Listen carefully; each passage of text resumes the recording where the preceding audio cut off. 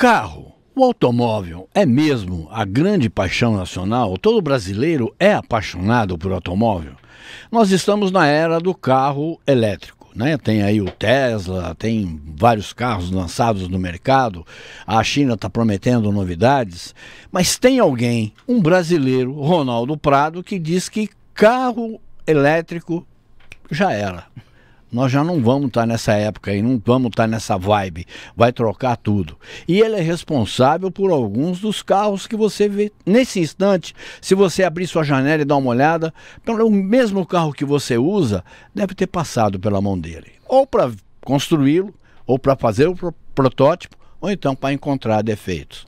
Conosco aqui, um construtor de protótipos que entende tudo de automóvel, entende tudo sobre veículos, Ronaldo Prado. Que prazer ter você aqui, Ronaldo. Seja bem-vindo. Prazer é meu, Zé Fernando. Obrigado pela oportunidade. Cuidado com a frase que eu não quero apanhar na avenida lá fora, lembra disso. A gente costuma ter até aquela propaganda de política, né, do sindical, cara, mas escuta, tem aquela colinha que fica difícil de sair do vidro, porque o carro, eu não quero que machuque o carro. O brasileiro é um apaixonado por automóvel? Talvez, vou entregar a idade agora.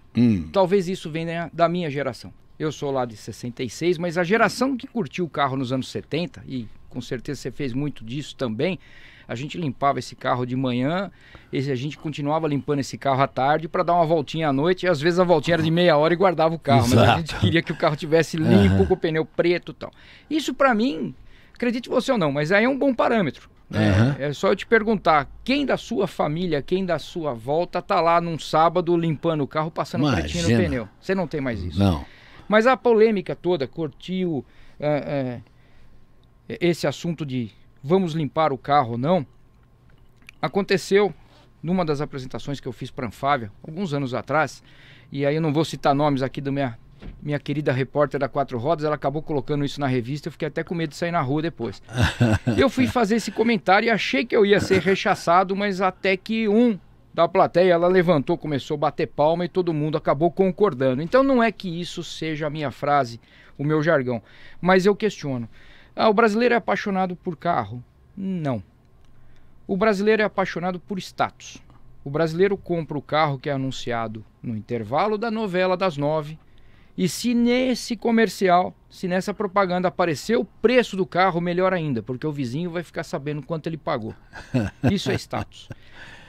Eu bato nessa tecla e vou talvez aqui confirmar. É só você pegar quem comprou um desses carros maravilhosos, recém-lançados, e perguntar para o cara se é tração dianteira, traseira, se o câmbio é CVT, se não é, como é o sistema de freio. Ele não conhece absolutamente nada. Não quero generalizar. Existem muitas pessoas que escolhem o carro sabendo o que está comprando. Certo. Mas a maior parte não. Vai comprar o carro da moda. Tá aí o porquê que você tem carros que vendem por 2 anos após o lançamento um número extraordinário e depois essa venda cai. Não é porque o carro é ruim, é porque esse mesmo proprietário vai para o foco do que é a moda, o que é o carro modismo. Depois a gente vai entrar no assunto do carro elétrico, que eu também bato nessa tecla. Não é que o carro elétrico vai morrer, mas o carro elétrico esse que está aí, que você coloca a tomadinha eu acho ridículo, você fica mendigando uma tomada para carregar o carro, isso já morreu. Isso aí é um carro que não perdura. O carro elétrico é bem diferente disso. Esse é o carro do modismo, é um carro que tem uma baixa autonomia, que você não consegue usar ele. Imagina, como eu comento com você, você me conhece, a minha rotina é sair de Ribeirão, vou para São Paulo, isso se não semanalmente. Eu já tentei fazer um estudo, não tem um carro que seja viável usar para trabalho. Então é o carro legal, é o carro para você usar de sábado depois do almoço, para mostrar para os amigos. Isso aí eu chamo de carro efeito UOL. UOL, que legal. Eu não sei se... Eu tenho um amigo, o Michelazzo, que é jornalista e assessor de imprensa. Ele trabalhou muito tempo na Chevrolet, hoje não trabalha mais. E um dia, uma oportunidade, já faz anos, já faz uns 10, 12 anos, eu encontrei com ele em São Paulo e ele estava acompanhado de um diretor da Chevrolet. Aí eu tava falando, por que o carro no Brasil é caro, né? A gente vê carros comparados aí fora. Eu tinha acabado de vir dos Estados Unidos, tinha feito um curso, nem lembro do que era, na Europa também. Aí eu falei, pô, o carro lá não tem esse preço que tem aqui, né? Lá é barato. Aí ele falou assim, você sabe por que o carro no Brasil é caro? Porque o brasileiro paga. Hoje mudou um pouco, Zé Fernando. Calha hoje... um pouco, mas calha muito, calha com status, isso que você está falando. Eu vou só completar então a tua frase aí, do brasileiro é apaixonado por carro. Eu tomei um puxão de orelha, e olha lá, tomei um puxão de orelha de um argentino, né? O brasileiro tomar um puxão de orelha na Argentina dói mais. Mas dentro do meu mundo do trabalho, você sabe, eu represento uma multinacional que fabrica protótipos, todas as montadoras, sem exceção, estão comigo, e eu tenho outras plantas ao redor do mundo. Então nós temos uma planta no México, tem uma planta na Argentina, e eu estava com o pessoal da Argentina, vou até citar o nome, eu estava com o Fabiano, e a gente caiu nesse assunto de quanto o brasileiro gosta de carro. E a frase veio do Fabiano, ele falou: Ronaldo, é muito fácil de você entender que quem gosta de carro realmente, quem é apaixonado, é o argentino e não o brasileiro. Se você pegar daqui de Buenos Aires, num raio de 10 quilômetros, você tem 11 autódromos. De domingo tem corrida nos 11 autódromos. E tem corrida de Corolla, Fórmula, carro antigo, e todos, sem exceção, os 11 autódromos lotam no domingo. Pô, que legal. E aí eu falo para ele, isso me deu uma luz, porque eu sou rato de Interlagos desde os anos 80, já fui assistir tudo que você pode imaginar, eu nunca vi Interlagos lotado. Eu já curti Speed 1600, que era a Copa de Fusca, Campeonato Paulista, que você tinha lá o Corsinha correndo atrás do Fiesta. Única vez que eu vi Interlagos lotado, Fórmula 1, onde o cara, antes de ir para a corrida, faz questão de postar o ingresso na mídia social para mostrar que ele vai. Chega lá, ele fica no paddock e ele assiste 10% da corrida, o resto ele quer ser visto e não ver.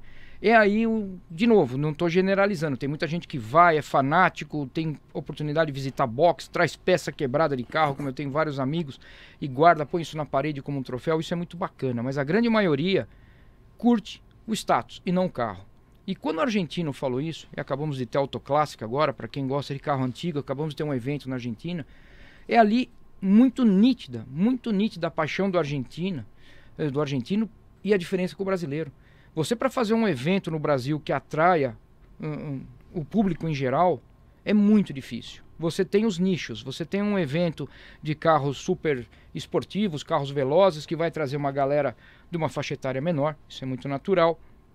Você vai ter o evento de carro antigo, onde vai a velha guarda, mas quando você tem algum evento que você poderia, vamos chamar aí, unificar toda essa turma, por exemplo, uma Stock Car, temos a prova de Ribeirão Preto, né? Ribeirão Preto teve 2 etapas de Stock Car, você viu que tiveram que improvisar um autódromo e nunca mais ninguém falou de Stock Car, ninguém sentiu falta da prova de Stock Car em Ribeirão Preto, ninguém quis montar aqui um autódromo, ninguém quis incentivar a prova.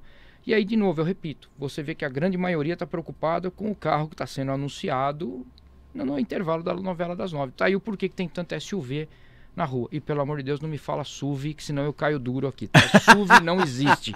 Pelo amor de Deus. É uma SUV. É uma sigla em inglês, né? Sport Utility Vehicle. Se você quiser colocar num português coloquial, vamos chamar de SUV, que ainda passa. Mas SUV não, pelo amor de Deus. Eu escuto SUV aqui e me dá um tremor. Então... Eu me lembro de ter ido uma única vez em Interlagos e fui como convidado, como jornalista, e fui com outro amigo meu que entende muito de automóvel, de carro, de velocidade, essas coisas todas. E eu não sou, confesso que eu não sou nenhum apreciador nesse sentido, eu acho bonito ver. Aí nós ficamos num paddock lá e começou a passar carro, eu não entendi nada. Eu falei, eu não sei quem está na frente, quem está... Aí eu fui para trás, tinha televisão. Perfeito. E fiquei assistindo pela televisão, que eu soube quem estava na frente, quem estava atrás, aonde estavam as grandes disputas, em que S da corrida que você passava ou não passava. Eu falei, não, nunca mais. Essa é a minha frase, então perdão. Vai ter Fórmula 1 em São Paulo agora, os organizadores que me perdoem, que vendam todos os ingressos, não é isso que eu quero dizer. Mas o melhor lugar para se assistir Fórmula 1 é no sofá da sua casa. É no sofá de casa, é verdade. Porque no autódromo você vai ter um campo de visão de 10, 15 metros, porque é o que você consegue enxergar. Um carro que passa mais de 300 por hora, você mal consegue reconhecer a cor. Tá? Mas para quem está ali e gosta de automóvel, só o clima, como eu brinco, só o cheiro da gasolina e o ronco daquilo, a tua adrenalina vai a 1000. Não, e a pessoa vê, às vezes reconhece o cara pelo capacete. Sim. Do piloto, ele olha e fala, esse é fulano de tal. Falei, gente, mas onde que tá escrito que é fulano de tal?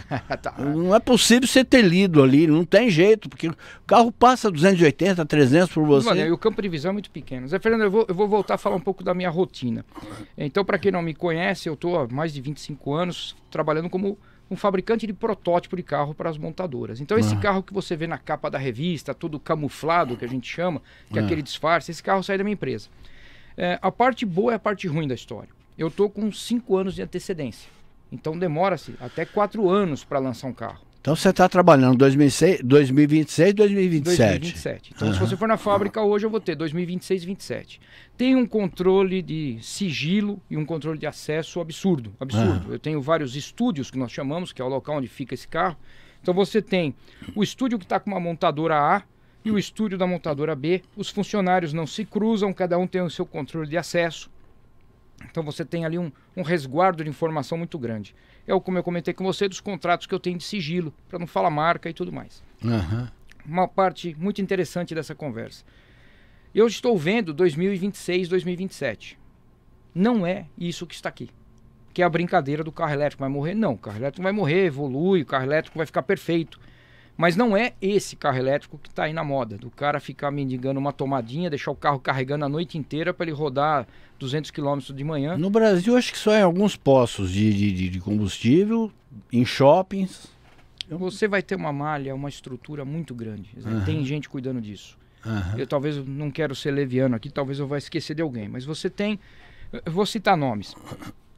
Você tem a EDP, que é o teu futuro posto Ipiranga. A EDP está criando uma linha de recarga que cobre as principais vias.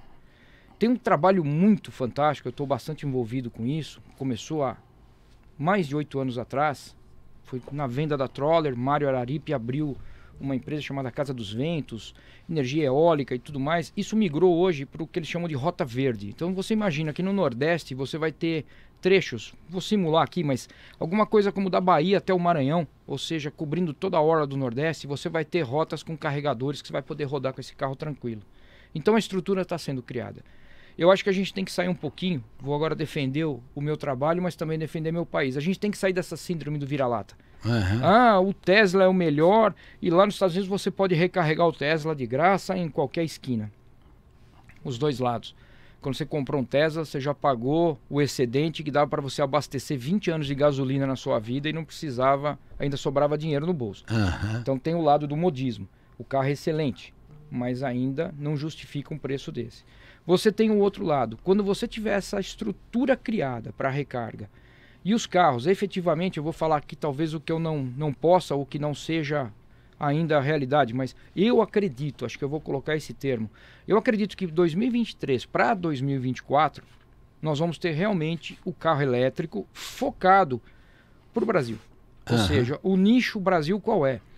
A minha brincadeira, e eu faço isso em muitas apresentações, qualquer carro elétrico é lindo, primeiramente porque é zero, segundo porque é um desenho futurista. Mas eu quero ver você andar de carro elétrico no Amapá, eu quero você fazer Belém-Brasília com carro elétrico. Então essa é a realidade do brasileiro. Não vamos nem falar... A autonomia de um carro elétrico, da bateria, são 280 km no máximo. Você vai ter hoje você vai ter carros já chegando perto de 800 km de autonomia, mas tudo que é bom custa caro. É a brincadeira do vinho, né? Nem todo vinho bom é caro. Mas pode ter certeza que um vinho caro vai ser bom. Agora, quando você pega um carro de 800 km de autonomia, já estamos falando de 1000 km de autonomia, perfeito, fica o mundo perfeito. Mas não um mundo perfeito para um carro de 600 mil reais. Eu acredito que o carro do brasileiro é um carro que esteja na faixa, não vamos dizer muitos números, porque talvez até o programa pode ser repassado daqui a alguns anos, eu vou ficar sem as referências, mas você falou do preço do carro. Eu também tive essa oportunidade, viajei muito a trabalho, conheço muita planta fora do Brasil. E quando você chega num país, seja Estados Unidos, seja Europa, seja na Romênia, eu acho que aí vem o nosso sangue tupiniquim, é natural. Você, primeira coisa que faz é comparar preço. Você vai lá pegar qualquer coisa na prateleira, você vai olhar quanto custa lá. Certo. Eu fiz muito isso com carro. Hoje, já não mais existe diferença. Se você pegar aqui um Corolla, que é um carro global, ele custa 22 mil dólares, é o preço dele nos Estados Unidos, na Europa, até na Ásia, perto de 22 mil dólares. Se você converter os 22 mil dólares para o Brasil, você vai ver que o nosso carro não está nada diferente do preço que está lá fora. Aí entra, de novo, não vamos falar porque estão em época de eleição, mas entra aí a nossa desvalorização, nosso poder aquisitivo que caiu, e aí a gente sente esse baque dos 22 mil dólares, fica muito mais distantes. Mas que o carro custa 22 mil dólares em qualquer lugar do mundo. Já não existe mais essa diferença. Certo. Era muito legal, você deve ter curtido isso bastante. Eu chegava nos Estados Unidos, eu pegava aqueles jornaizinhos, que eram jornaizinhos de classificados. Você via aquele Mustang lindo e maravilhoso com 3, 4 anos de uso, ele custava 3 mil dólares, 3.500 dólares. Você falava, vou levar isso na bagagem. Era uma coisa que te saltava os olhos. Hoje já não mais. Então você começa a ter aí uma globalização de carros, valores e projetos. Por que isso? No meu mundo, eu tive o prazer de fazer muitos carros, mesmo que protótipo, exitosos, com carros de grande êxito no Brasil. Vou dar um exemplo aqui, espero que o meu amigo João Marcos esteja aí ouvindo. O João foi o Chief Designer da Ford e o criador da EcoSport. Então nós fizemos protótipos da EcoSport desde o início, versões depois de 2008, 2009, né, B515, os projetos todos da Eco. Foi um carro fantástico em termos de sucesso para a Ford e para o mercado brasileiro. Mas era um carro que se adequava a uma condição brasileira, preço para o mercado brasileiro e para a nossa necessidade. A história da Eco é fantástica, mas era assim um benchmark com o que tínhamos de SUV. Pelo amor de Deus, não me fala SUV. As SUVs que você tinha na época. Você estava vindo lá de 95, 96, que você tinha a Grand Cherokee, você tinha a Hilux SW. Eram carros grandes, os famosos trambolhos, tração nas 4, quando não motor V8, câmbio automático. E esse carro, numa pesquisa, apontava o seguinte, era o segundo carro da família. Era o carro que ficava na garagem, com o tanque cheio, para o final de semana a família viajar.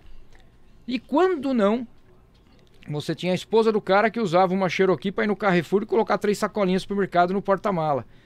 E aí vem toda a pesquisa. Para que o brasileiro precisa de um carro desse, beberrão? Excelente carro, mas V8, tração nas 4. Vamos fazer uma versão de SUV brasileira. Né? Eu brincava com o João, falava que o Eco era um Fiesta metido a valente. De fato, era um Fiestinha mais alto, mas que caía exatamente no gosto do brasileiro. A necessidade do carro altinho, que a gente vai falar depois do porquê da SUV, mas o carro altinho com motor relativamente simples, econômico, mais do que suficiente para um trânsito urbano, espaço para a família, espaço para a sacolinha do Carrefour, e o carro foi o sucesso que foi. Então a gente está vivendo agora uma segunda fase, a gente está com o projeto globalizado. O mesmo carro que tem aqui, para quem viaja, para quem está no exterior agora, sabe que você vai encontrar o mesmo carro em qualquer lugar. E são projetos globais. Vamos entrar, por exemplo, no Kwid elétrico. Né? Esse carro se chama Spring lá fora. O Spring, quando eu vi o primeiro Spring, eu falei, pô, esse é o carro que o brasileiro precisa. Não estou aqui fazendo propaganda, nem falando da marca, mas é o carro urbano, pequenininho, com uma boa autonomia e com um custo atrativo. Eu falei, isso é a porta de entrada para o carro elétrico. Só que ainda nós temos a dificuldade do preço, primeiro pelo fator Brasil, segundo que todo carro elétrico tem uma composição no custo que diverge muito do carro a combustão, que é o custo da bateria. Então, se você pegar hoje, eu não vou dar aqui a proporção, depende muito do modelo, mas você tem carro que o custo da bateria é quase metade do preço do carro. Então, mas se as montadoras anunciarem a troca de bateria e anunciarem o custo da bateria, o carro elétrico deixa de ser atrativo. Ele já... Economicamente. Zé Fredo, é polêmico. Hoje ele não é atrativo, desculpa, hoje ele não é. O cara me falar que ele vai comprar um Kwid elétrico por 160 mil reais, o que ele vai fazer com o Kwid elétrico, ele faz com o Kwid a combustão, que custa 50, e sobra 100 mil para ele pôr gasolina. Dá para encher o tanque. Dá para ele viver a vida dele com o carro a combustão, e ainda ele não justificou a compra de um carro elétrico. Se ele aplicar 1% ao mês, vai dar R$1.000, ele tem R$1.000. Viável. Talvez a gente vai voltar lá para o início da entrevista, onde eu vou apanhar lá na rua. O brasileiro quer status. O que é legal? Ele tira foto com a tomadinha na parede, ele do lado do carro e mostrando para os amigos, eu comprei um carro elétrico. Né? Para mim, eu ia falar para ele, pô, mas você foi pagar 160 mil num carro que a versão a gasolina custa 50? Não tem o que justifica essa diferença. Aham. Aí vem os ecochatos. Não, mas eu sou amante do planeta, eu vou deixar de poluir, eu vou fazer com que o meu carro seja bababá. E aí vem as outras frases que eu poderia discorrer aqui com você 3 horas. Uma bateria de um carro chega a pesar de 300 a 500 quilos e você precisa de 2 toneladas de sal, que é o lítio, para fazer uma bateria. Então vamos deixar um pouquinho esse apelo do carro 2 verde toneladas de sal, de né? Você sal. tem um sal, aí uma areia para fazer essa bateria. Então vamos deixar um pouquinho esse discurso ecológico, porque se o cara realmente for estudar, ele vai ver que não é assim as mil maravilhas. Existem vantagens, mas não é só vantagem. Agora, esses carros elétricos, eles vão provocar um lixo eletrônico extremamente nocivo. Né? Aí vem os ecos chatos e o que nós vamos fazer com isso aí? Aonde isso será descartado? Eu acho, de novo, acredito, minha opinião, eu acredito que a montadora deveria muito mais divulgar o efeito e a pesquisa que ela está fazendo para o pós do que durante o desenvolvimento. Então, por exemplo, vamos falar de Volkswagen. A Volkswagen criou na Alemanha uma empresa para reciclagem da bateria do carro Volkswagen. Ué, fantástico. Esse é um apelo de marketing para venda para os ecochatos, seria fantástico. Você vai comprar um carro Volkswagen, na hora da troca da bateria, a Volkswagen vai assumir toda a descartabilidade disso e ainda ela vai dar um fim ecológico para a coisa. Isso é legal. Tá? As outras montadoras estão estudando algumas alternativas semelhantes. Mas a hora que você tiver um parque rodante, né? Vamos falar do Brasil. A gente já teve aqui épocas de 3 milhões e 700 mil carros ano. Hoje nós estamos beirando 2 milhões. Mas se você falar de 2 milhões de carros elétricos, eu quero saber onde é que você vai enfiar a bateria de 2 milhões de carros. Exato. Não vai ter ferro velho que dê conta. Uhum. Então, uma bateria dura quanto? No Tesla, por exemplo, que foi o pioneiro o estudo reza 8 anos. 8. Mas depende muito da ciclagem de cargas. Quanto mais o cara usa, quanto mais o cara carrega, é mais ou menos a bateria do teu celular. O Tesla tá no mercado já faz de 6 para 7, por aí. Você vai falar de 2015, 2014, a maior venda dos Model S, você está chegando na época da troca da bateria. Aí vem o marketing, né? E se falando de um carro de luxo, um carro de uma linha premium, é lógico que a própria empresa vai assumir a troca disso, não vai cobrar talvez, vai trocar essa carga, vai subsidiar essa carga e vai dar um fim, vai dar um destino ecológico para a bateria. Mas se você pegar agora na mesma proporção e falar de um carro que está vendendo muito lá na China, que custa 15 mil dólares, a empresa não tem uma estrutura, porque até a venda desse carro vai ser muito mais expressiva, ela não tem uma estrutura criada para dar o fim nessa bateria daqui a 8 anos. Então aí vem a história das baterias que são reaproveitadas, né, para energia acumulada para você usar na sua residência. Nós vamos começar a ter agora as derivadas e eu acredito que a gente está no caminho certo. Mas vamos voltar para o cerne aqui, que é o carro. Nós vamos ter carros elétricos em 2024 que vai se adequar à realidade brasileira. E o carro elétrico não é isso que está aí. Isso que está aí é o efeito uau. Uau, que legal. O cara põe na tomada, roda e acha que o carro é bacana. Eu acho que o carro elétrico ele tem que ter uma boa autonomia. Você tem que ter uma linha, uma estrutura de recargas já pré-definida ou montada para que abasteça. E vem um lado cultural. Deixa eu te contar 2 histórias aqui pra gente fugir um pouquinho, senão vai ficar fica à vontade. Muito técnico. Eu vou te contar a primeira experiência que eu tive com um carro elétrico. Então, como protótipo, lá para 2012, mais ou menos, eu fui convidado, a gente estava com um evento na Alemanha, e eu fui convidado a participar de uma clínica. Clínica é a palavra-chave que a gente usa quando você fala de pesquisa. Certo. Então, a clínica, eles chamam jovens, profissionais liberais, dona de casa, pessoas de idade, eles vão miscigenando ali o povo e colocam para... É uma qualify mesmo. Para dar o palpite. Nós fomos para um autódromo, então imagina uma reta de um autódromo com uma arquibancada, onde nós sentamos nessa arquibancada e eles nos deram um tablet. E passa um carro elétrico. Tá? O carro em questão era o Opel Ampera, que a GM estava lançando na versão híbrida, e existia um protótipo já totalmente 100% elétrico.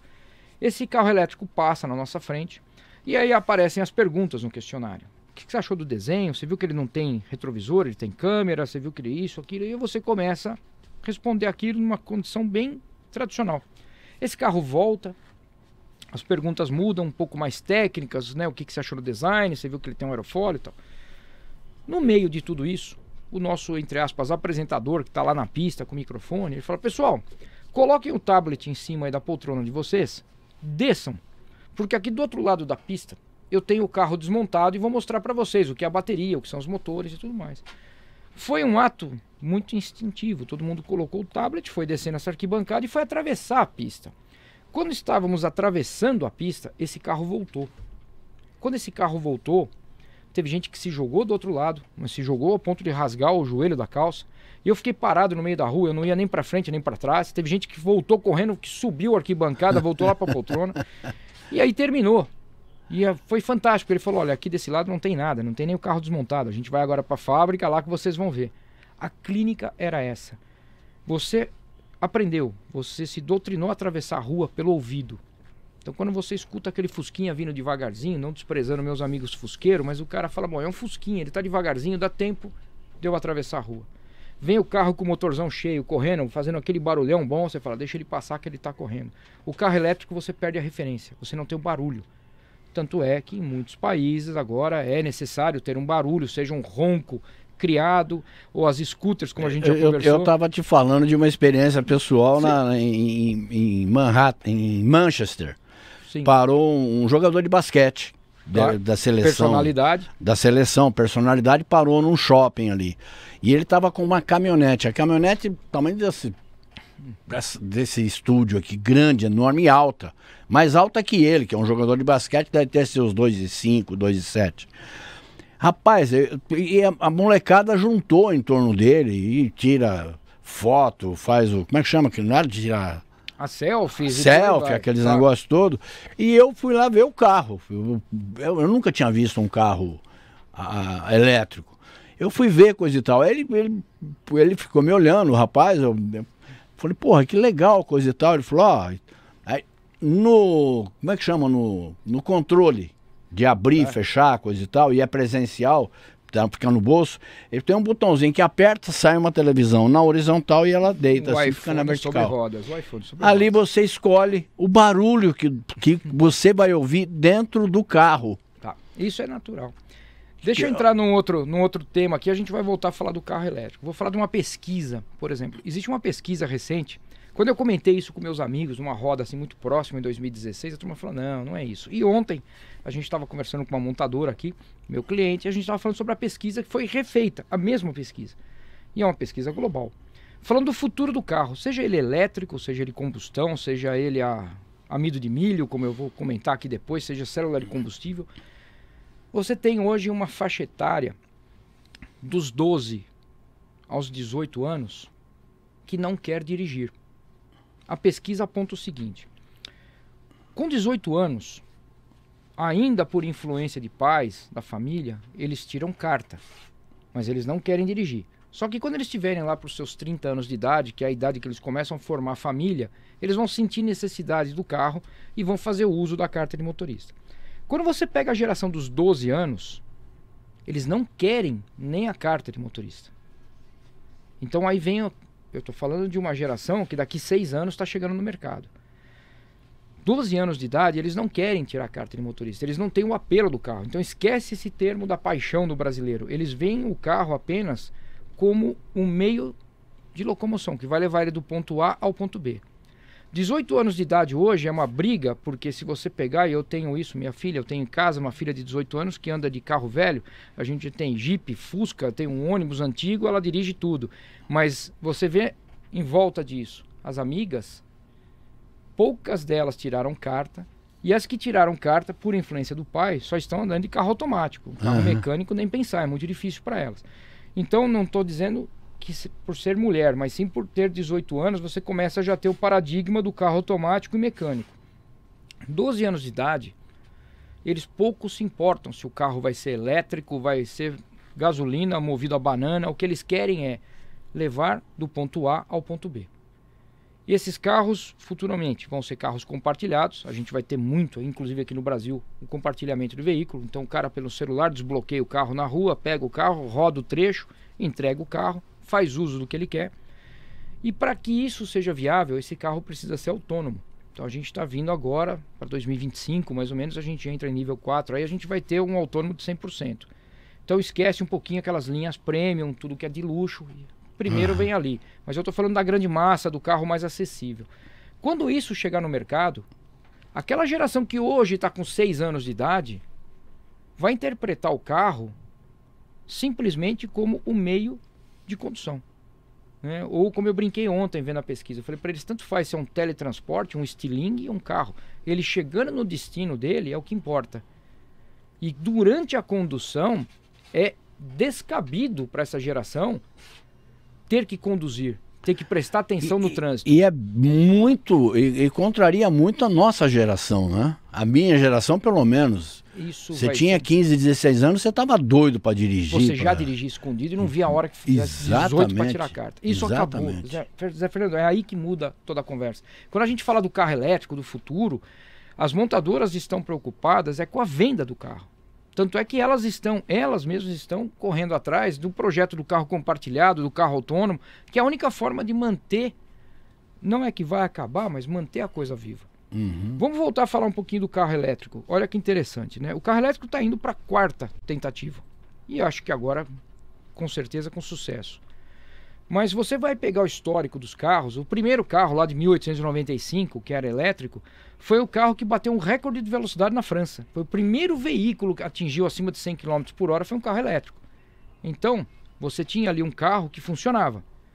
Só que interessante é que até 1912, você teve as 3 tecnologias trabalhando em conjunto. Você ainda tinha vapor, você tinha o carro elétrico e o tal, ou recém-surgido, carro a combustão. Os 3 caminhavam de uma forma muito, muito simultânea para ver qual dos 3 tinha mais vantagens e menos desvantagens. Parte interessante, o carro elétrico, eu vi um documentário, acompanhei um documentário para quem gosta de carro, então agora tem Baker. Baker foi um fabricante de carro do passado, existe o Baker elétrico até 2010, era o carro que mais se vendia. A propaganda do Baker era o seguinte, o carro elétrico era focado para mulheres. Por quê? O carro a combustão não tinha partida elétrica. Então era uma coisa muito máscula. Você tinha que ir lá na frente, dar a manivela para ligar. O carro a vapor era uma coisa muito suja. Você tinha fuligem, você tinha o próprio vapor em si. Tinha que dirigir de guarda-pó. Então o que acontecia? Você tinha uma divisão muito notória. O cara que gostava da mecânica, o homem que queria meter a mão na massa, ele ia por gasolina, porque era 100% do tempo mexendo nesse carro para ele poder funcionar. E a mulher, ela usava o carro elétrico, só que a parte interessante, não era ela que conduzia. Então você tinha a alta, vamos falar de aristocracia, mas você tinha a alta sociedade, onde os carros elétricos, principalmente a Baker, o que ela fazia? Ela mantinha os pontos de recarga, as tomadas, próximo aos castelos, às casas de maior poder aquisitivo. Então a madame, a senhora, quando ia sair, ela chamava o motorista e falava, eu quero sair. Ele ia até o ponto de recarga, tirava a tomada, vinha, pegava com esse carro, levava ela até onde tinha que ir, que era uma distância relativamente curta, a autonomia do carro era suficiente. Ela voltava e ele colocava o carro para recarregar. Em 1912, a Cadillac cria, não sei se a patente é dela, desculpa, mas foi a mais conhecida, ela cria o motor de partida. Ela coloca lá o motor a combustão já com a partida na chave, que na verdade era no pé, do lado do acelerador. Com isso, faz com que o carro a combustão comece a ficar mais fácil. Encorpar, né? O vapor já estava morrendo por inúmeros detalhes aí, tinha muita desvantagem. Você conduzia, então, um mercado com carros elétricos e um carro a combustão. Como existiam muitas empresas surgindo, estamos falando de 1910, a maior parte delas começa a deslanchar aí, você tinha muitas marcas, muita oferta, você tinha diferentes produtos com diferentes preços, e aí o carro a combustão acabou se solidificando no mercado. Lá para a década de 40 volta o carro elétrico, a GM fez uma campanha para tirar, existiam os bondes que foram substituídos pelos primeiros trólebus, que eram os ônibus elétricos, a GM não tinha nada para colocar no local. O que a GM fez? Ela começou a fazer uma doação para o governo americano de ônibus diesel para poder tirar os elétricos. Ela sucateava o elétrico para poder...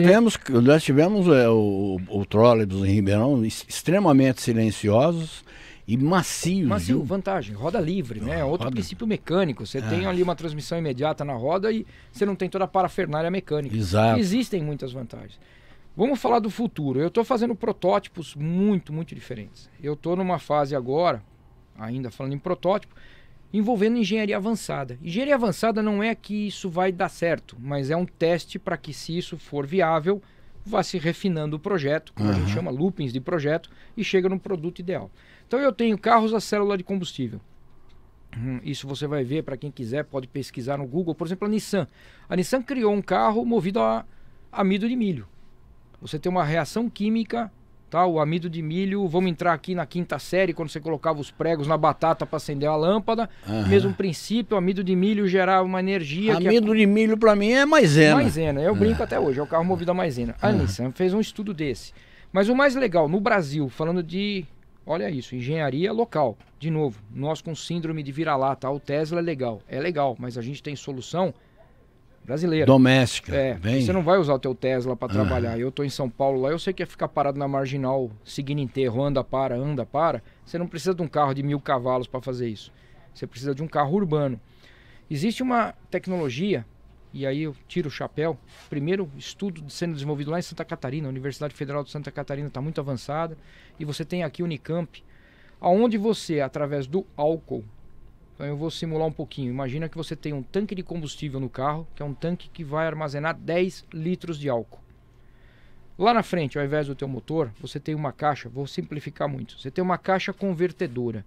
O que essa caixa convertedora faz? Através de hidrólise ela vai gerar desse álcool o hidrogênio, que vai gerar energia e vai alimentar uma bateria. Essa bateria vai alimentar o motor elétrico. Você continua tendo um carro elétrico. O futuro elétrico, sim, é elétrico, mas não é esse de ficar mendigando a tomada. Com 10 litros de álcool, esse carro chega a rodar 730 km. 730? A base você está falando de um carro de 73 km por litro. Com álcool. Isso, para mim, lembra, engenharia avançada, tem muita coisa para se passar aí, tem muita homologação para ser feita. Mas primeira coisa, vamos falar de novo no que eu bato na tecla. Vamos deixar de ser vira-lata, vamos pensar no Brasil. Álcool, uma solução que para nós é o arroz feijão. Álcool a gente tem, ainda mais na nossa região, a gente tem de sobra. Álcool é uma coisa que a gente não depende de nada, de ninguém. É simplesmente Brasil. Essa tecnologia, um carro desse movido a álcool, com todo o apelo ecológico, hidrogênio, vai gerar água lá no escapamento e por aí vai, você tem uma solução que é o misto do carro elétrico com uma solução de combustível local. Essa é uma das alternativas. De novo, repito, isso está em engenharia avançada, Volkswagen está desenvolvendo isso com a Unicamp, você pode ver isso no Google, você vai ver muita reportagem a respeito. E depois vem uma outra parte que é o repotenciamento de carros. O que é o repotenciamento de carros, né? A minha turma do carro antigo agora vai me matar. Não estou falando de pegar um clássico Mustangão 66 e passar ele para elétrico, não é isso. Mas você tem kits, e existe uma empresa também brasileira de renome, que é a WEG. A WEG está desenvolvendo um kit de motor elétrico com bateria, com todos os módulos, para você repotenciar um carro. Então aquele teu carro 2010, 2005, que já está com o motorzinho fumando ou está começando a apresentar um problema e desgaste, você pode passar esse carro para elétrico. Então vem de novo, custo. Bateria ainda é um fator predominante para o custo, mas você começa a ter soluções caseiras. Isso é Brasil. Então ninguém imagina isso. Está todo mundo aí no Google pesquisando o que a Tesla vai lançar. A Tesla apresenta o caminhão agora para dezembro, né? Um caminhão que vai ter uma capacidade de carga absurda, totalmente elétrico. Ainda tem a picape para ser lançada, muito legal. Mas as outras montadoras não estão dormindo. As outras montadoras também estão lançando os projetos globais. E a gente tem solução brasileira que está a caminho, embora que ainda, repito, em engenharia avançada, a coisa está indo para uma solução que lá na frente, não sei, vou profetizar aqui, lá para 2028, talvez a gente continue tendo o Kwid elétrico, só que esse Kwid elétrico ele vai ter aqui um módulo específico para o Brasil que ele também pode rodar com álcool no tanque e gerar energia. Então essas são soluções que todas elas estão buscando para modernização do carro elétrico. Isso é natural, é o que aconteceu com o nosso carro a combustão. Se você pegar lá de novo em 1910, não vamos falar de passado, que não é o objetivo aqui, mas se você pegar em 1910, tinha todo mundo indo para o 4 cilindros, outro achando que o 6 era melhor, já tinha gente projetando para lançar motor com 8 cilindros, já tinha gente com um carburador, com 2 carburadores, quer dizer, estava todo mundo numa tentativa, erro e acerto, para ver o que se adequava ao que se chegava no melhor. No carro elétrico nós estamos nessa fase. Embora o mundo de hoje, no que lá atrás nós demorávamos 5 anos para evoluir, hoje se evolui em 5 meses. Hoje, tranquilamente. Então todo mundo está pesquisando isso e está mudando a toda hora esse conceito do que é o carro elétrico. Uma outra parte que eu acho interessante, voltando à galera dos 18 anos. Eu tenho isso em casa, eu tenho minha filha de 18 anos. E eu vejo os amigos. Então quando você tem um evento de super esportivos, Então é lindo, todo mundo que gosta de carro vai apreciar uma Ferrari, uma McLaren, uma Lamborghini, não deixa de ser uma obra de arte. Isso atrai uma galera de 18 anos. Eu acho muito bacana isso. Eu sou o primeiro incentivador, levar a molecada lá para ver corrida, para ver carro. Essa é a turma que geralmente podemos usar o termo, são os apaixonados por carro. Ele ainda está lá no ronco, ele está lá vendo se o motor é V10, ele está sentindo aquela adrenalina do carro como nós sentimos na nossa geração. Se essa galera dos 18 anos tiver a opção de um carro elétrico que atenda toda essa necessidade dele, vai perpetuar essa paixão.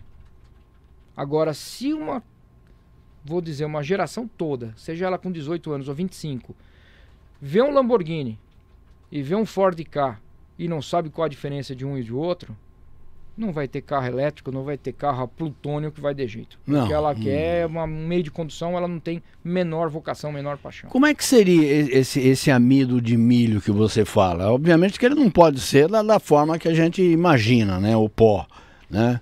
Como é que ele seria? Como é que usaria isso? Minha formação é mecânica. Se a gente for entrar na química, que eu vou falar besteira. A Nissan está explorando muito, esse carro está rodando bastante. Isso tem matéria no Google, vai dar para ver. O amido de milho, na verdade, é a base do projeto. Assim como eu falei aquela história do álcool, que você coloca álcool e a tal da caixa convertedora, é um nome que eu estou usando aqui bem genérico. A caixa convertedora faz a hidrólise para gerar o hidrogênio, é a mesma situação. Ao invés de você colocar o álcool, você tem uma carga. Imagina que você tem como se fosse um quadrado, uma bateria, um reservatório com amido de milho. Esse amido de milho é abastecido no carro e depois vem uma reação química sobre o amido de milho que vai gerar o hidrogênio e a energia. Então existe uma reação química. Essa caixa convertedora... O hidrogênio é o combustível que leva, por exemplo, foguete para... O carro a hidrogênio, ele continua em estudo. Eu sei que ainda tem muita gente já falando, não, isso é um erro, isso custa muito caro. Custa muito caro porque ainda não entrou numa escala produtiva. Então o preço é uma segunda fase. Se todo mundo usar, o preço cai. Lógico. Todas elas... Tudo que você produz em série vai... O hidrogênio você tem dois estados, não vamos entrar de novo na química, dois estados do hidrogênio, o líquido e o gasoso, que divergem muito. Armazenamento, distribuição, custo e operacionalidade. O hidrogênio explode, o hidrogênio do foguete. Calma. Na engenharia avançada estão ainda se decidindo como se usa isso, como se armazena, como se distribui. Mas todas as montadoras continuam batendo no hidrogênio. Existem carros de série. Então vou dar nome para quem quiser pesquisar. Toyota tem o Mirai. Mirai é um carro a hidrogênio. A Honda acabou de lançar o dela. Então existem carros no mercado movidos a hidrogênio. Existem toda a dificuldade... E onde que, por exemplo, esses carros devem ser lançados em pequenas áreas, em áreas restritas? Você tem ainda o problema da distribuição do combustível. Isso, exatamente, isso que eu queria saber. Por que me interessa um carro hidrogênio em Ribeirão, por exemplo, se eu não vou ter onde abastecer? Lembra que isso ainda é um estudo. Sim, existe um carro e esse carro está muito restrito. Mas se esse carro se tornar... Talvez vamos voltar lá para 1910, né? Quando descobriram que o motor de arranque, o motor de arranque arrancou todo o desenvolvimento do carro a combustão. Pode ser que a hora que descobrirem que tem um posto de hidrogênio em cada esquina, o cara vai começar a levantar a lebre e falar, opa, peraí. O hidrogênio não é tão maluquice assim. Se o posto aqui da esquina tem, eu vou atrás. Mas é uma coisa que me chama a atenção, você tinha falado, o peso de uma bateria, por exemplo, de um Tesla, chega a 800 quilos. Se você pegar o frame é a estrutura metálica do que suporta isso, dá uns 700 quilos. Você tem uns 500 quilos de bateria, mais uns 200 quilos de estrutura. Se você tornar esse carro, como é que fala... blindado, são mais 800 quilos, você não anda com ele, vai ficar... Você tem a vantagem do elétrico. O elétrico, então de novo, vou falar aqui da minha primeira empreitada com o carro elétrico. Quando você anda com o carro elétrico, desculpa para quem está nos assistindo, de repente o cara tem um carro elétrico na garagem, ele vai falar, bom, isso eu já sei. Quando você anda com o carro elétrico pela primeira vez, seja ele um carro de 1000 cavalos, seja um carro de 80 cavalos, ele vai te dar um prazer instantâneo que você não tem em nenhum carro a combustão. Vamos entrar no princípio mecânico da coisa. É quase que o carrinho de Autorama. É uma transmissão instantânea. Você acelerou, aquilo tem um torque fenomenal. O 0 a 60 por hora, e tá aí o porquê, tanto faz se ele tem 1000 cavalos ou se ele tem 80 cavalos, o 0 a 60 por hora é incomparável. É uma sensação prazerosa. Você acelera, você cola no banco, você toma um tranco no pescoço e aquilo é um torque imediato. É muito prazeroso. O que vai mudar agora a potência e, logicamente, classificação do carro é dali para frente. Do 60 para frente, o carro super esportivo é outra história. Mas você vai sentir isso e isso te dá uma sensação de prazer muito grande. Eu, em particular, não é que eu vou criticar, eu não gosto do freio regenerativo. Você parou de acelerar um carro elétrico, é igual você desligar o liquidificador, o negócio, ele morre. Então você parou de acelerar, você não usa o freio do carro elétrico, você parou de acelerar, o carro vai parando ao ponto de zero. Você não tem um ponto morto. Isso demora um pouco para você acostumar. Você acelera, solta, ele dá uma freadona, você vai tendo que dosar esse acelerador até você sentir a situação. 15 minutos você já se acostumou, você acha isso fantástico. Quando você volta para um carro a combustão, você vai achar o carro muito lento, por causa da inércia toda e a parte mecânica que tem que ser desenvolvida para o carro sair do local. Mas a comparação não existe, não dá para você falar eu prefiro esse, eu prefiro aquele. São duas conduções, são dois modos de uso completamente diferentes. Então é legal, o carro elétrico é legal. Você vai andar, eu brinco muito para quem nunca andou e é da nossa geração, eu falo, sabe aquele Opala 6 cilindros, quando você saía da lombada e você puxava a segunda e acelerava? O carro elétrico é uma segunda sem fim. É aquela que se acelera e você nunca vai precisar por terceira. Parece que ele está desenvolvendo torque e velocidade ad eterno. Isso é um carro elétrico, é muito gostoso. A parte ruim da história. Quando você começa a ter a baixa autonomia, ou autonomia, que também é muito proporcional até um carro a combustão, mas você tem a insegurança de onde eu vou abastecer esse carro, você começa a ter algumas preocupações para o uso do dia a dia. Lógico. É a minha máxima. Falei isso ontem para uma montadora. O grande objetivo do carro elétrico para mim não é se ele é mais rápido, se ele tem mais autonomia. Para mim é a carga ou a recarga tem que ser de no máximo 4 minutos. É o tempo que eu perco num posto de gasolina. Abastecendo mesmo não vai mais do que 4 minutos. E na prática não é isso. Você gasta 8 minutos entre conversar com o frentista, passar o cartão. Se for até 8 minutos é aceitável. Esse negócio de ter que deixar o carro 4 horas numa tomada para carregar, isso para mim é inviável. Para mim, é o meu uso, é inviável. Não, mas é inviável para qualquer um. Por exemplo, se eu vou daqui a São Paulo com uma autonomia de 200... A gente vai arrumar briga, a gente vai arrumar briga. Porque dentro do teu público aqui, tem o cara que vai falar, mas eu trabalho no escritório aqui na avenida perto de casa, eu só vou com o carro até o escritório, ele fica no estacionamento, eu saio para almoçar, volto e o carro fica pronto. Tá, mas isso para um trabalho quem viaja. É o meu caso. Eu não consigo. Aí você vai me falar, mas o carro pode ter 500 km de autonomia. Vamos falar do meu dia a dia, São Paulo, Ribeirão Preto, né? Da porta da minha casa à porta da fábrica eu tenho 420 quilômetros. Eu tô lá na região do ABC, então eu tenho Anhanguera, Bandeirantes, tenho o trecho de Rodoanel e chego na fábrica.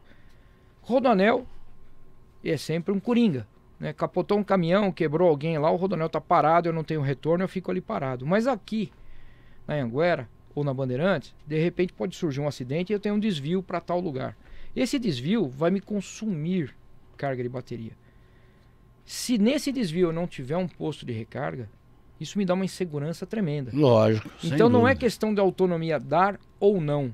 É a questão da insegurança que você não sabe onde você vai carregar esse carro. Isso deve, acredito, vou até profetizar mais 2 anos, isso deve ser minimizado com os grandes players, os grandes concorrentes que estão chegando no mercado para criar os chargers, para criar os carregadores. Isso você vai ter. Um Graal da vida vai ter, você vai ter muitos. Isso começa a fazer com que fique viável. Então a gente vai ter o carro elétrico, a gente vai ter essa migração.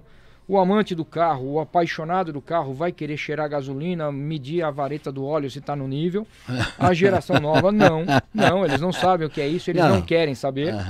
Então aí você vai ter 2 públicos. Você vai ter o público do cara do carro limpinho e a turma do carro sujo. Lógico. A parte que eu gosto de fazer o comentário e enfatizar é que a nossa geração vai pegar, talvez aí o paradigma dos cinquentões, né?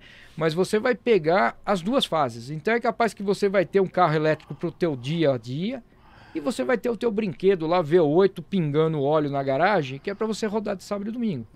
A gente ainda vai conviver com essas 2 situações. Se você falar isso para uma galera hoje de 18 anos de idade, é impensável. Daqui 10 anos, eles não vão querer um Landau na garagem de jeito nenhum. De jeito nenhum. Não vai querer. Imagina. Flavinha, você tem 25 fotos aí. Como a gente já gastou o tempo, pega de trás para diante. Pega a última foto. Puxa, você pegou um Mustangão no 2015. Eu trabalhei muito nisso. Isso aí é do teu divertimento aqui em Ribeirão.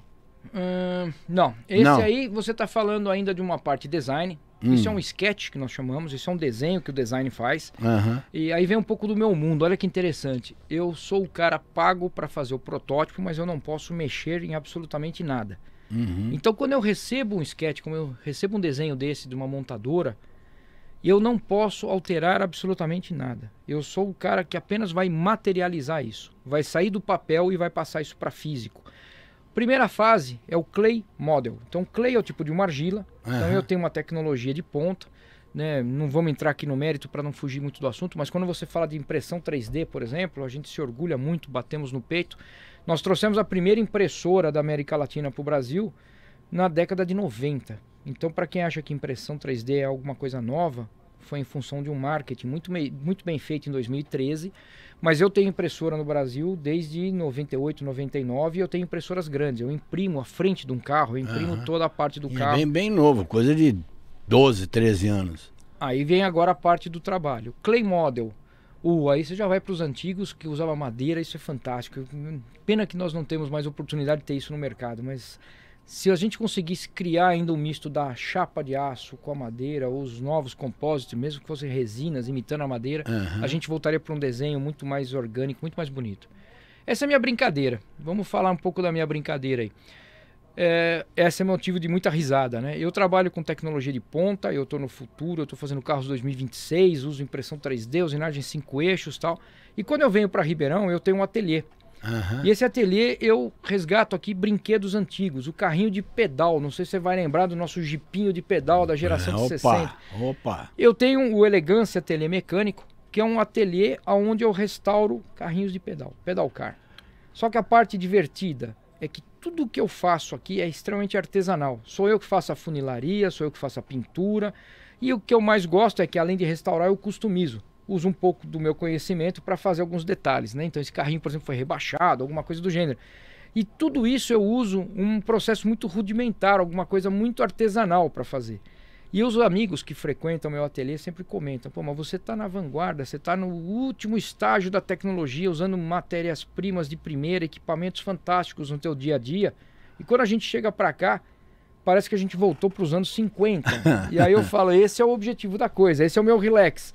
Se fosse para usar uma impressão 3D e fazer o carrinho... Essa aí é outra visão do... acho que Esse é um Jaguar E-Type. Como eu viajei muito a trabalho, hoje, depois da pandemia nem tanto, mas eu conseguia resgatar algumas coisas dentro de ferro velho. Então eu tenho histórias que são hilárias, daria umas 4 horas de conversa aqui, mas eu já trouxe sucata da Austrália... Esse é teu ateliê? Não, esse é de um cliente meu que tem vários carrinhos, um amigo meu. E é como é que eu vou dizer, um estilo muito parecido com o que eu tenho lá. Vou te dizer que essa composição de garagem hoje está voltando à moda. Isso foi moda nos anos 60. Hoje tem muita gente, os nossos amantes de automóveis, eles estão criando um espaço que vai além de garagem. Então esse espaço é uma memorabilia, alguma coisa muito antiga. E o carrinho a pedal faz parte desse acervo, dessa decoração. Então é muito comum dentro de uma garagem dessa hoje você ter um pedal car. Porque a geração dos anos 60, 70, 80 usou esse carrinho para brinquedo. Esse é um pedal car? Esse é um pedal car que eu fiz. Esse, inclusive, o escopo era fazer um carrinho de bombeiro que tinha água e que a mangueira funcionasse. Então tem um reservatóriozinho de água lá atrás e a mangueira realmente sai água. Muito legal, cara. Muito legal. Olha, imagem futurista. Olha, esse carro, você dá uma pausa nessa cena, eu vou te contar. Não vou falar montadora por uma questão de sigilo, mas esse carro nós fizemos para um salão do automóvel. Esse carro é um protótipo running. Esse carro foi montado com motor T-Jet, esse carro anda. Tinha acabado de ser lançado o Uno e a montadora pediu para que a gente fizesse esse show car, esse concept. Esse carro depois foi para uma clínica. A gente vai voltar agora de novo da geração. Esse carro foi para uma clínica e a pergunta da montadora era: se um carro, vou dar o exemplo do próprio Uno, se um carro custa 30 mil no lançamento. E a versão conversível custa 40, você compraria a versão conversível? E olha que interessante, a clínica desse carro apontava o seguinte: o cara falava, pô, esse carro para um sábado à tarde, para eu dar uma volta com a esposa, com a namorada, com o filho, é fantástico. Pô, 40 mil reais? 40 mil reais é a moto Harley que eu tenho na garagem, então não é um preço alto. A moto que ando só eu, no máximo 2, eu teria um carro que daria para levar mais um amigo aí, e eu compraria. E esse carro dentro da clínica... Compraria fácil um carro desse. Esse carro foi para uma aprovação quase unânime na clínica. Até que a clínica, a pesquisa da montadora, muito inteligente, cruzam, como todas as pesquisas, cruzam as perguntas de forma aleatória. A última pergunta, Zé Fernando, era o seguinte: você falou que você compraria esse carro para rodar no sábado de sol, depois do almoço. Mas aí o teu carro do dia a dia está lá na revisão, está quebrado, você vai usar esse carro na Marginal Pinheiros numa segunda-feira à tarde de chuva. Qual era a grande preocupação? A vulnerabilidade a assalto. Por isso que o carro conversível morreu no Brasil. Tá? A insegurança. Quando você vê um carro conversível, você sempre vai pensar no sábado à tarde de sol. Você nunca vai pensar... É uma questão de segurança... Você fica vulnerável. Estou eu e minha esposa, segunda-feira à noite, rodando num bairro perigoso com esse carro. Eu não tenho proteção nenhuma. Tá? Um bandido vai enfiar uma faca nessa capota, vai rasgar, ou eu simplesmente estou com o carro, mesmo com a capota levantada, e eu estou sendo ainda alvo de um bandido. Se ele vê um carro blindado e o meu carro conversível, fatalmente ele vai vir no meu carro conversível. Vai em cima desse, sem dúvida nenhuma. Então, por questão de segurança, esse carro morreu. Ó, esse é o meu dia a dia. Isso é um carro protótipo, né? Essa camuflagem é feita pela própria montadora para disfarçar um pouquinho. Uhum. Às vezes disfarça muito. É a parte que eu me divirto. Mas né? eu achei o máximo esse carro aí, todo... A parte da camuflagem chega ao ponto... Eu vou contar um segredinho aqui, vai. Existe ao ponto da camuflagem ser tão bem feita que às vezes uma montadora pega o meu protótipo e traz o badge. Badge é o emblema de uma outra marca. Coloca no protótipo dela e faz essa camuflagem por cima. Então, às vezes, o carro está parado na rua... O repórter ou o curioso vai lá e começa a palpar para ver se acha algum emblema, e ele acha o emblema, só que o emblema é errado. Isso eu acho fantástico. Então eu me divirto muito, porque hoje nós vivemos no mundo da reportagem instantânea.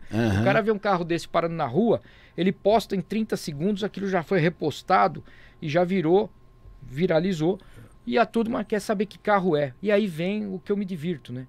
Isso geralmente é um carro que ainda está, a gente chama isso de Job One, ou planta piloto, é um carro pré-série. É um carro que foi montado, que vai para teste em campo. Esse carro vai rodar 18 meses para todas as fases de aprovação e homologação, para que depois esse carro venha a ser produzido. Durante esses 18 meses, a turma acha que esse carro vai chegar na revenda semana que vem. Então tem aquela comoção, todo mundo corre, que carro é esse e tal. E eu vivo isso. Quando eu chego numa concessionária hoje, eu olho o carro e eu já não lembro. Né? Acabamos de ter um lançamento agora de um carro, e esse carro me chamaram para ir na concessionária para ver o carro. E lógico, a concessionária está fazendo a parte dela, eu como consumidor, você não quer vir ver o carro? Eu cheguei lá, eu cocei a cabeça e falei, mas eu fiz esse carro em 2018, eu nem lembrava mais do carro.